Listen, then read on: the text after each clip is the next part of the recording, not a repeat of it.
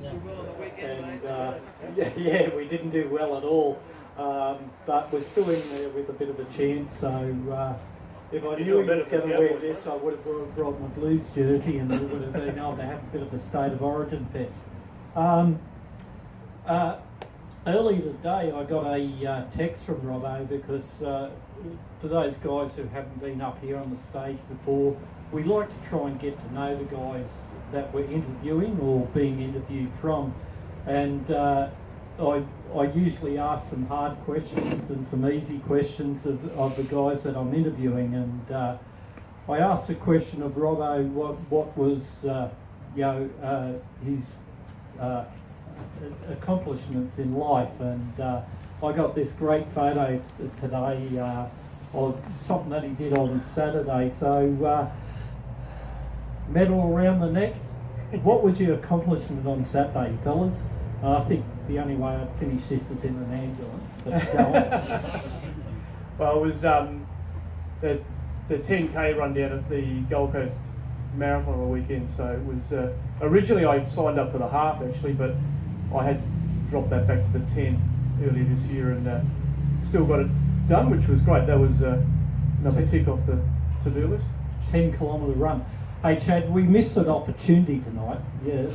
Well, we could have had the lotto done by a professional radio announcer. You understand that?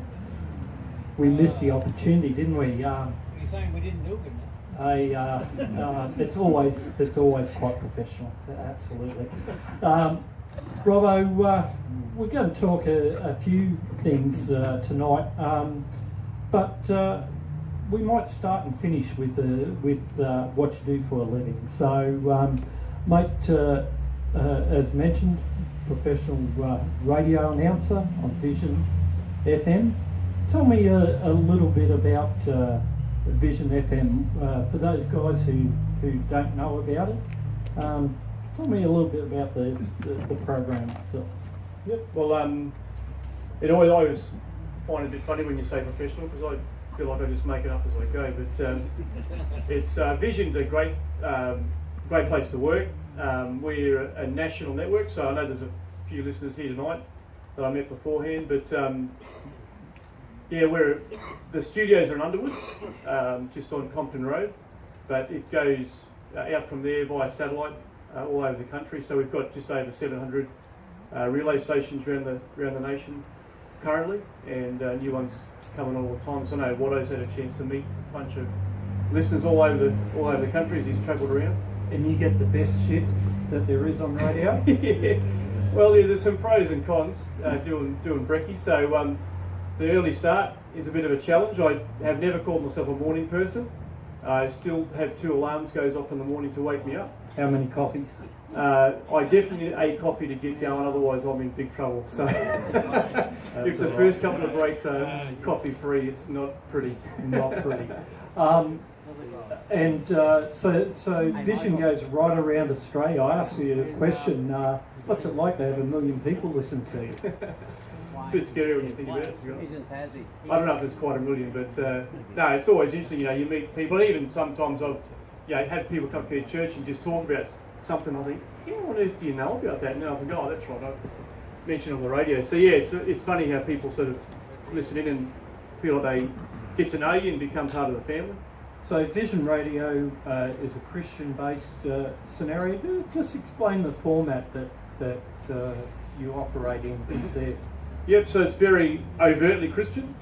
We have lots of teaching programs through the day, Christian music. So it's pretty much we're, targeting the Christian demographic, and really we're about discipleship. So it's really engaging people in their walk of faith and journeying with them, and just encouraging people in their walk with God. So that's really the focus of what we do through the radio. And also we publish the word for today. We've got a prayer line that people can ring. So there's all different parts to it, but essentially it's just about engaging people in their faith.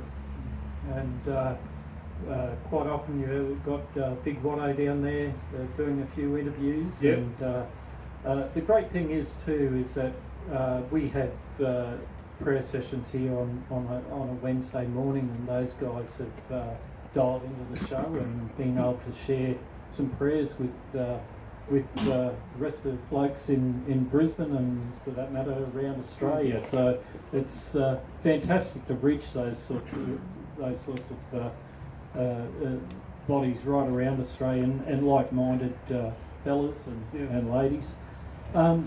I want to talk a little bit about Robbo the man, if we can. We mentioned earlier, born in Townsville, and this is where you grew up with your parents and siblings, and where you met your wife as well. I want to just we were talking about asking what your relationship was with your mother and father, and of course your two sisters as growing up and now. So describe for me your relationship first of all with your siblings, your two sisters. Yeah, really good actually. I mean, probably my younger sister definitely we're a lot closer than with my older sister. Jenny and I looked a bit like twins. You know, we're both very similar. You know, both good looking. Both good looking, obviously. Yeah. But yeah, we were just always close. Did everything together, and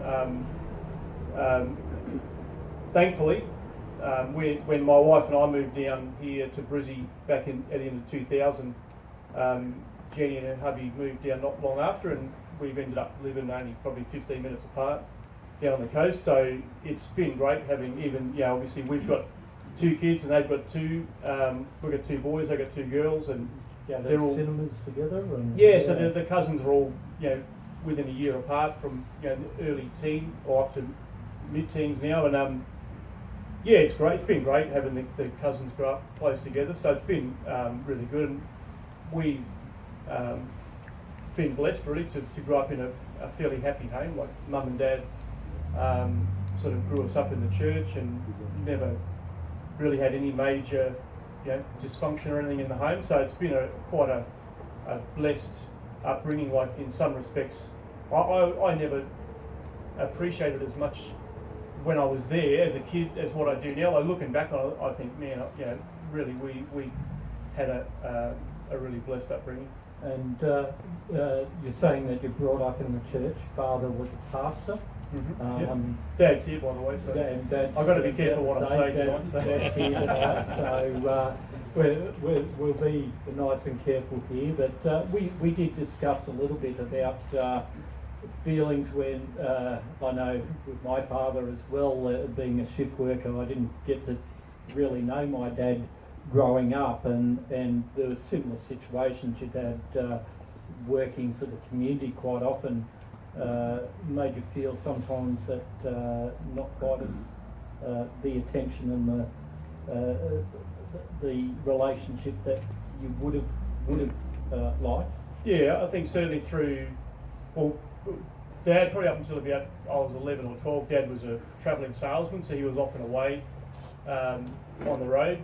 And then became a pastor and was oftentimes out on call in the middle of the night, racing off to jump into some situation and rescue people and what have you. So I think particularly as a teenager it was really there was a lot of unspoken expectation from me. I think I had a lot of I don't know, maybe entitlement or whatever, where I sort of felt like, oh well, I deserve this, or he should say this or do that.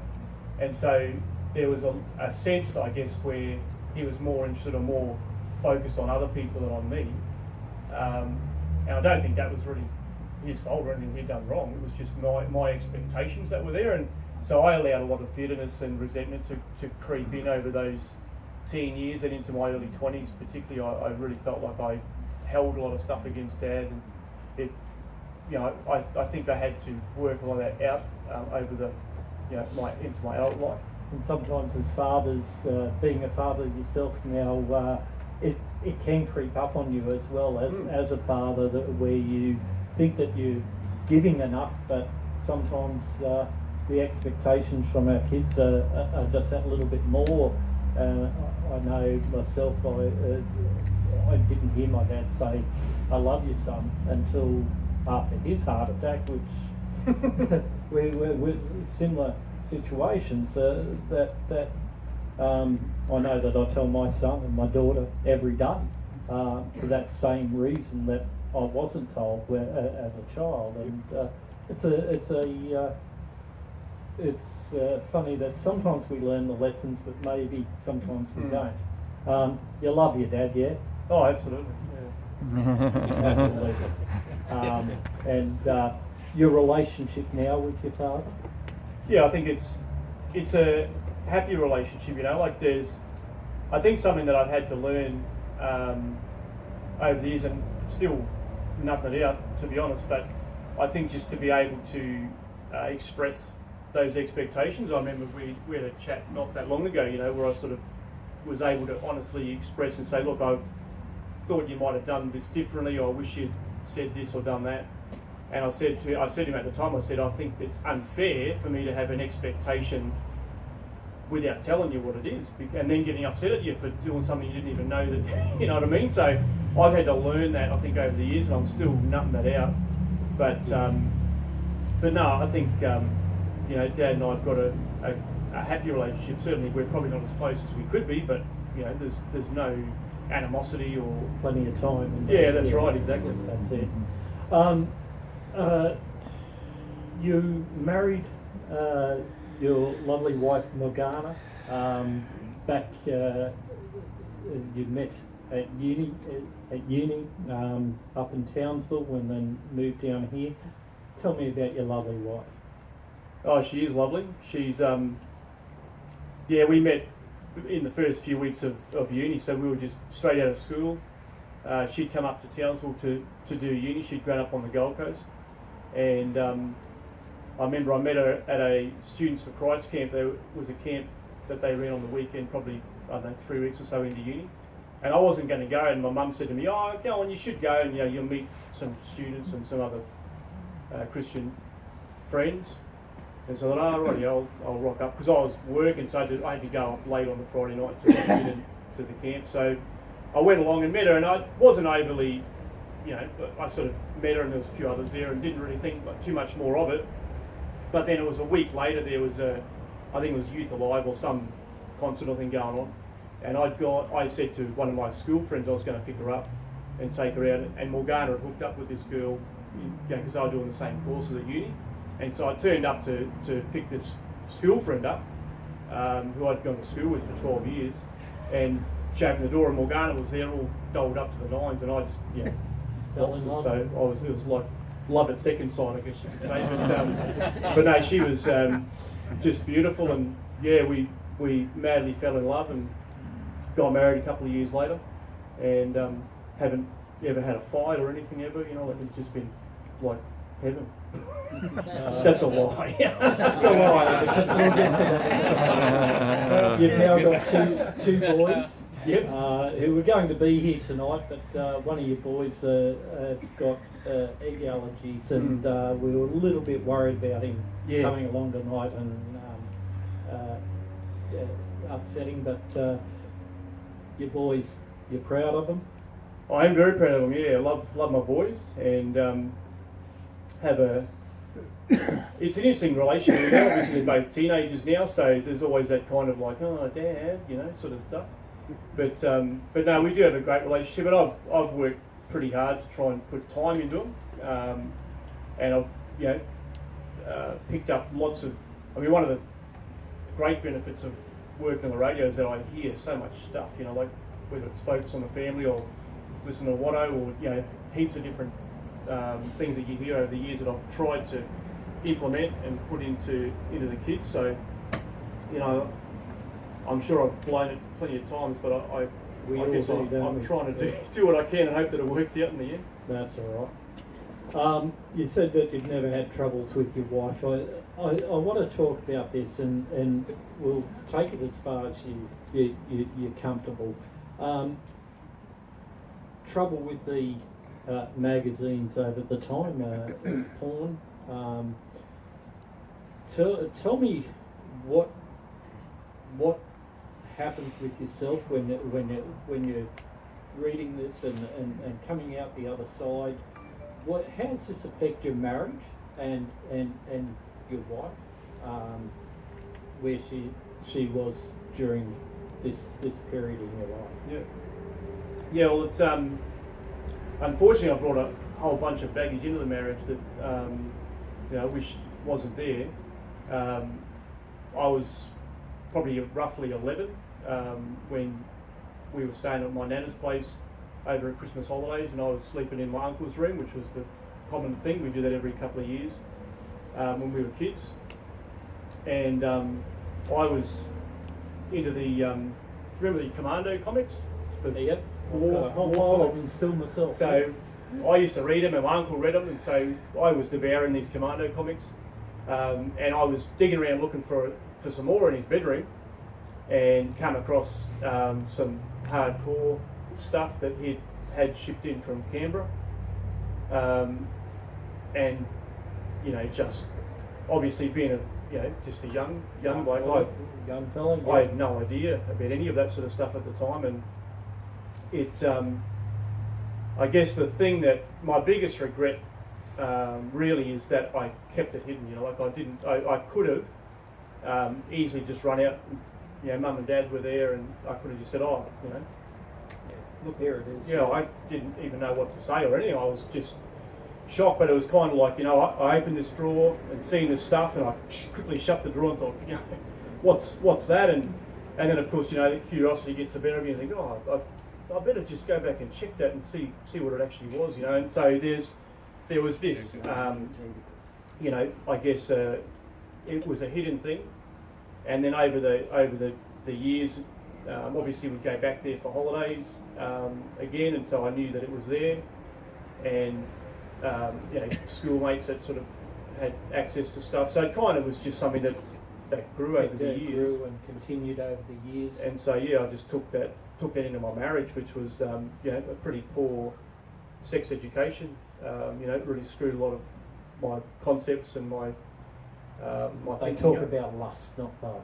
Yeah, exactly. Yeah. And so it gives you the wrong concept of what love really is. Yeah.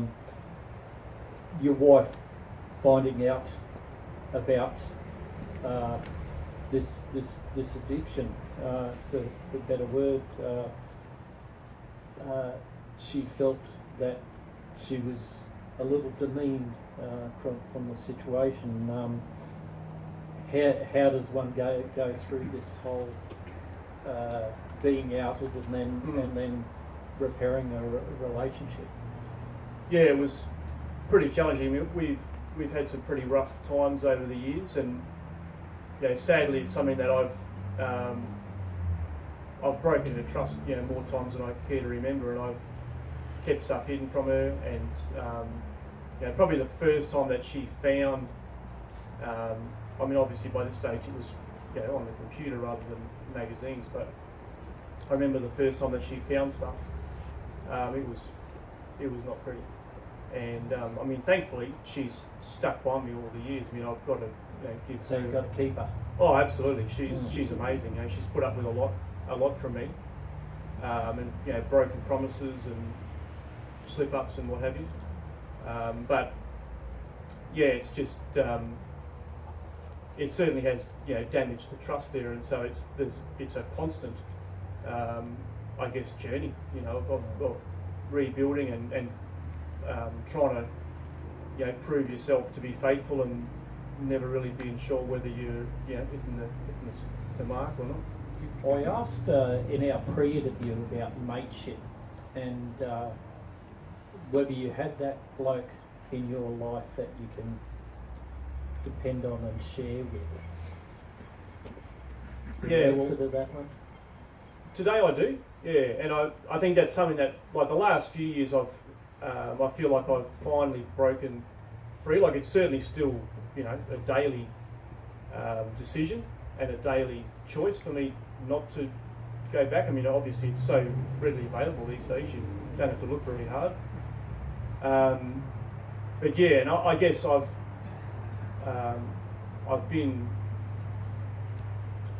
made choices, I guess, to put relationships in place where I can, make a call or send a text and say, I'm struggling. Can you pray with me? Can you, sometimes it's just been a text to someone saying, hey, I'm doing it tough, and then I get a call back, and just a chat for 20 minutes just makes all the difference just in terms of making the right decision. There's a fabulous man that spends his time devoted to God on the radio every morning, talking to men and women all the time, surrounded by a lot of people in his church. But sometimes we said it in our pre-interview is that sometimes we can be alone in a crowd. I don't know whether a lot of you guys get that feeling that sometimes we can all sit here, but we don't necessarily know the bloke next to us, or if we do know them, not necessarily give enough of ourselves.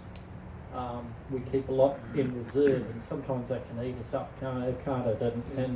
And sometimes if we can give over what's in the heart and what's in the head to another bloke and share. I'm sure there's something in the Bible about shared burdens, and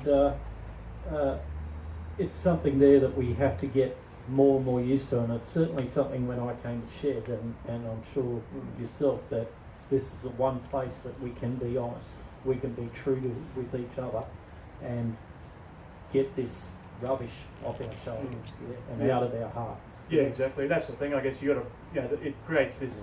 There's a whole bunch of shame and guilt associated with it, and regret. And unless you can actually, share it, it doesn't go anywhere. It only gets worse.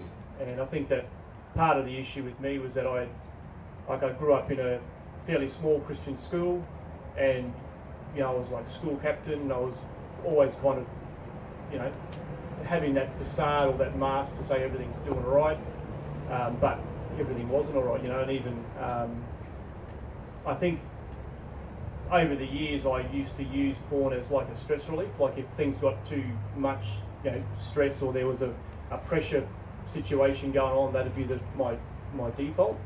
And so there was just so many times where... No difference to the smokes of the drug. Yeah, that's right, exactly. Or that was your drug. Yeah, exactly. And so it was just putting up that facade to say to everybody, everything's all right, I'm doing all right, I know the right things to say and do, but on the inside it was not looking too crash on. I think we all know the answer to this, but maybe you're surprised. It's where you and the big fella right now. Actually, thankfully, we're in a pretty good place, which is great. I wasn't talking about Watto, by the way. No, that's right. Yeah. No, look, it's there's been, as I said, there's been some real challenges over the years, and certainly, that whole facade thing. Like you put on a great facade, pretend like you've got a relationship with God, and there's nothing even there. But yeah, thankfully, and I think it's His grace, obviously, that does this. But I'm at a place where I feel like I'm able to be more genuine, and real, and I'm learning to be more honest with my wife and to fess up on stuff quicker, and obviously keep the relationship with God close too, and that's making a difference. Now, I want to get back to what you do for Crust. You've been now a radio announcer on Vision FM. What brought you to being a radio announcer on Vision? It's a funny story, really. When I went to school, I finished grade 12 and went to do uni, and it was kind of like, I guess, just that expectation, you've got to go to uni. I had no idea what I wanted to be. And so I just literally went through the book and found... radio announcer. No, I actually I did commerce, but I thought, I like money, and it was a short course, it was only 3 years, most of the others were 4 or 5, so I thought, that'll do me. So I went into commerce, hadn't even studied accounting at school or anything, I didn't know what a debit and a credit was, so it took me 6 months to learn which side of the ledger everything went on, and I got a year into my course and thought, this was the most boring stuff, like it was really dry and whatever. But anyway, I got through, finished my course, got into career, but just didn't really enjoy it. And every time I got frustrated with my job, my wife would say to me, "What do you want to do?" And I'd say, "I just want to be in radio." And I don't know why I would even say that, because I had no one in my family or anyone that I knew that was in radio. But that was just what I would always say to her. And so there came a point where a little Christian station started up in Townsville, community station. And so I think it was really her encouragement. She said, "Well, why don't you get in touch with them and find out what you can do?" And I did, volunteered there for about 18 months and just sort of started to make it up as I went. It's a special thing, going into people's homes, listening to stories right around. It's like a big shed. Tell me, what the best experience on radio? What's the most memorable situation on? Oh, look, there's been so many. I mean, 17 years. I think probably, blokes like Watto that I've been able to get to know over the years. Steve Grace, I've chased Steve all over the country, because I've got the privilege of being a professional stalker, with people like that. So, I've been to a couple of the Will Graham events when he's been out Alice Springs, and travelled all over the country, met people. It's quite a privilege, really. Like, it's, as I said, I mean, I've never done a day's training in radio, and feel like I'm a bit of a fraud in some respects. So I just turn the mic on and hope for the best. So it's been a bit of a ride, some of the stuff that I've had the chance to do. That's fantastic. We can listen to this on our FM radios, 88. Yep. 88 or 87. Depends where you are. That's one of the, you are in Brisbane. That's one of the frustrating parts with it, is that it's low powered FM here in Brizzy.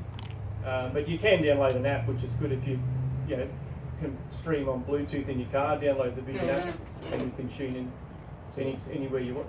Anywhere where you like. And they've built this radio station from pretty well nothing to big transmitters throughout Australia, Northern Territory and South Australia, purely through donations. There's big antennas up north, $5,000 odd a whack, that have been built there, and extraordinary network, and it's doing so much good. So fellas, if you feel that you need a little bit of help and or just a little bit of the big fella in the heart, I applaud you to just get on the Mr. Google and find out where these guys are, because anywhere in Australia you can listen and just get a little bit of that into your heart. So yeah,